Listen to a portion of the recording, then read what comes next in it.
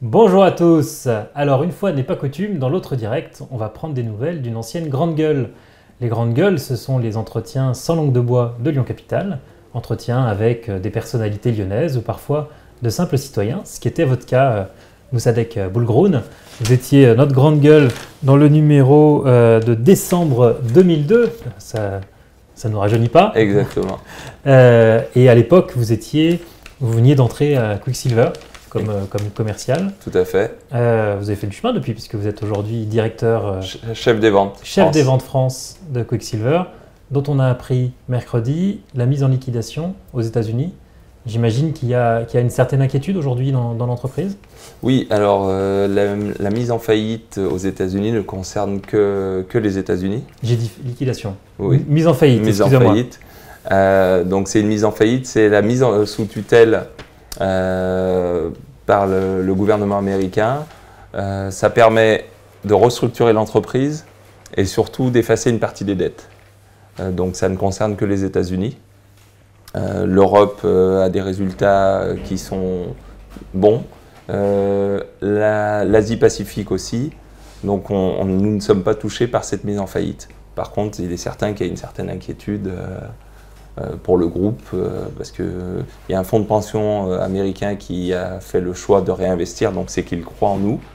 À nous de nous remettre en question et de mettre les bouchées doubles pour relancer la machine. Quicksilver, c'est quand même 1000 salariés en France, Oui, tout à fait. 6000 dans le monde, c'est ça? Voilà, exactement. Donc c'est une entreprise qui avait racheté Rossignol dans la région il y a quelques années. Les difficultés sont nées de là. Voilà, tout à Si j'ai bien fait. suivi. Quicksilver avait fait le choix, Bernard Mariette, qui était à la tête de Quicksilver à ce moment-là, avait fait le choix de racheter Rossignol en 2005, dans une période où le marché du ski n'était pas au mieux. 2 saisons catastrophiques sur le marché du ski, à la fois parce qu'il y avait eu trop de skis produits, donc beaucoup de produits sur le marché, et 2 saisons d'enneigement assez difficiles, ont fait que le marché du ski a continué de s'écrouler. Et c'est ce qui nous a mis dans le rouge, donc qui a fait exploser la dette entre 2004 et aujourd'hui. Alors à l'époque, vous disiez, vous faisiez pas d'ailleurs tout à fait la promotion de votre marque, puisqu'il disait que les jeunes, ces jeunes qui crachent sur la société, sont les mêmes qui veulent les dernières Nike, les polos Lacoste pour l'image bourgeoise que ça véhicule.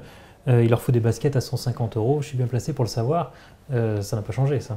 Tout à fait, parce que les modes changent, bien que actuellement les marques que je citais, comme Nike, sont leaders sur le marché.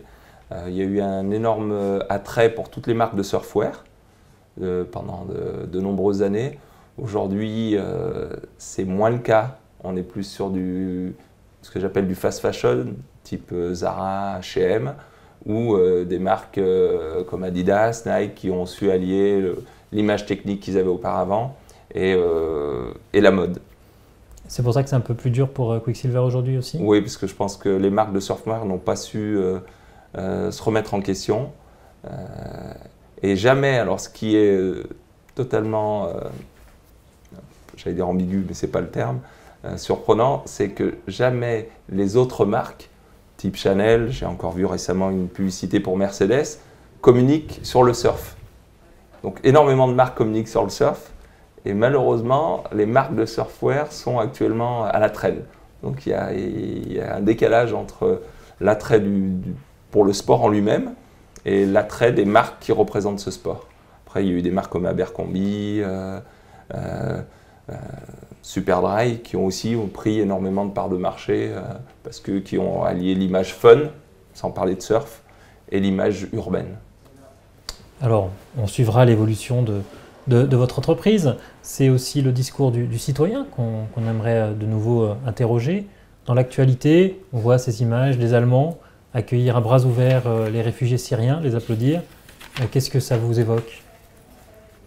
Il y a eu, malheureusement, il y a eu cet élan de solidarité en grande partie récemment depuis, on va dire, 72 heures, en raison malheureusement de la diffusion à grande échelle de l'image de cet enfant qui est mort sur la plage. Grâce aux médias, on a réussi à ce que les gens se rendent compte que il fallait aider une certaine frange de la population qui souffre à travers le monde. C'est dommage que ça se fasse voilà, simplement à la vue d'un jeune enfant qui est décédé sur la plage. Après, cet élan de solidarité, il est bénéfique pour tout le monde. En France, on a un clivage, je crois que c'est 54-46. Il y a 54% de la population française qui n'est pas pour l'assouplissement des règles qui permettent aux réfugiés politiques. C'est une question tendue en France aujourd'hui. Voilà, c'est tendu.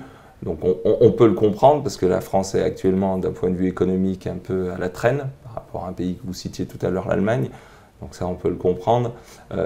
Malheureusement, la France a les moyens aussi de pouvoir accueillir une quantité de réfugiés, parce que le problème, c'est que les gens mélangent immigration, immigrés, et là, on est sur des réfugiés politiques ou des réfugiés économiques qui fuient la guerre. Donc là, c'est une question de survie, c'est différent. Alors, il y a 13 ans, vous assumiez un discours hors norme pour un Français d'origine arabe, hors norme en particulier sur la question de la sécurité, avec un discours assez dur. Est-ce que vous vous sentez toujours aussi hors norme aujourd'hui ? Oui, ce que je dénonçais, ou sur le point sur lequel j'insistais, c'était la répression. On le voit aujourd'hui, la délinquance, ou le sentiment d'insécurité actuellement est encore à augmenter pour diverses raisons. Hein. Les différents attentats qui ont eu lieu sur les dernières années, la délinquance, la violence sur les personnes a augmenté. L'absence de respect. Et moi, je disais que si, lorsqu'on laisse un gamin de 16 ans, 15 ans, multirécidiviste, attendre qu'il ait 18 ans pour le mettre en prison, on rend service ni à cet enfant, parce que je pense qu'un gamin de 15, 16 ans ou même 12 ans, malheureusement aujourd'hui, ils sont de plus en plus précoces. Si on le prenait en charge de façon en harmonie avec les faits, on peut peut-être le rendre service en le sortant de l'environnement dans lequel il était. Donc on ne lui rendait pas service à lui en le prenant en charge, et on ne rend pas service à la société. Et je le disais déjà il y a 12 ans, et aujourd'hui, les faits me prouvent que j'ai raison, que j'avais raison déjà. Vous étiez très critique avec la gauche, vous disiez notamment si un jeune volait une voiture, forçait un barrage de police et recevait une balle, et si par malheur il était issu de l'immigration, SOS Racisme montait au créneau. J'en veux beaucoup à Harlem Désir, je le compare à Le Pen, tous les deux ont fait carrière sur un discours unilatéral. C'est quelque chose qui a changé depuis ? Non, toujours. Lorsque je vois Harlem Désir à la télé, ça me fait toujours faire des bonds de cabri, parce qu'il a été député européen pendant des années. On ne l'a pas du tout entendu au niveau des problèmes internes à la France. Lorsque la gauche avait la possibilité de revenir au pouvoir, il est réapparu. Donc pour moi, c'est vraiment quelqu'un que je n'ai jamais porté dans mon cœur. Vous regrettiez aussi à l'époque de ne plus pouvoir parler aux petits frères, à vos petits frères. Vous aviez peur des fractures sociales, qu'elles se développent dans notre société française. Quel bilan vous faites 15 ans après ? Encore malheureusement, c'était pour la raison pour laquelle j'ai repris contact avec vous, c'est que ça s'est accentué à tous les niveaux. Et se rajoute à ça, malheureusement, le problème de la religion. Aujourd'hui, vous n'avez pas simplement le problème d'absence de respect, de délinquance. Aujourd'hui, vous avez une explosion de l'appartenance religieuse extérieure, comme le port du voile. On en parlait déjà il y a 13 ans. Je le dénonçais déjà. Je pense qu'on n'a pas été ferme dès le départ. Et aujourd'hui, pour diverses raisons, je pense qu'il y a une frange de la population qui a un ressentiment négatif, qui ne se sent pas appartenir à un groupe. Et à travers leur religion, ils ont trouvé cette appartenance à un groupe. Et qui que l'on soit, on a besoin d'appartenir à un groupe. Et il y avait toute une frange de la population qui ne savait pas ce qu'elle était réellement. Et aujourd'hui, à travers leur religion, ils ont trouvé un équilibre.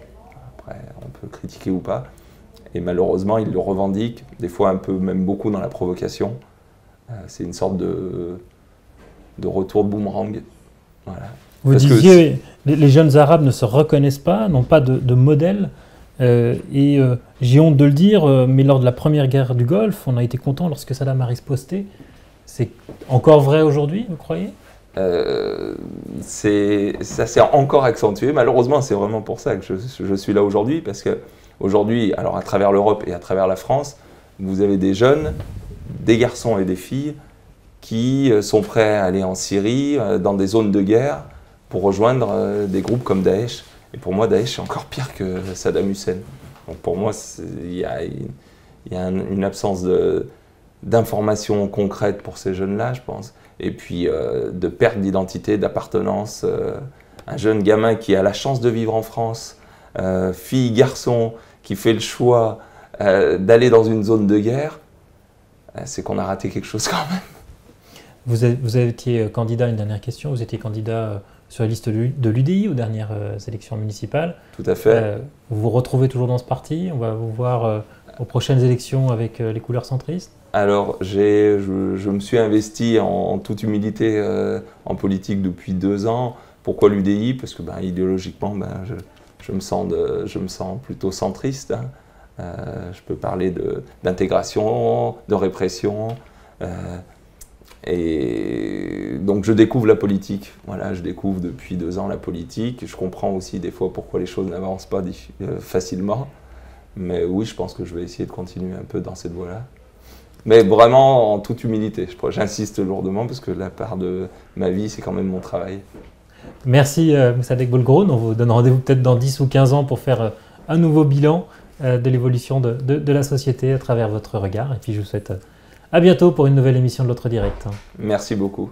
Au revoir.